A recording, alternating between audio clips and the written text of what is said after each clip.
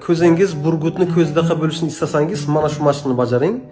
Harakatlanayotgan nuqtani oxirigacha kuzating.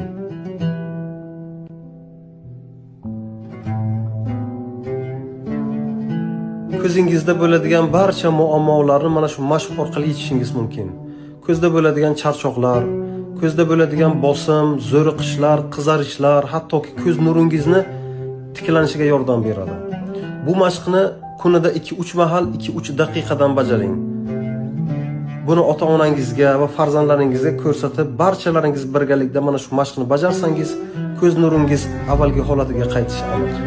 Videomiz yoqqan bo'lsa, bitta like bosib, boshqalarga jo'natib qo'yamiz.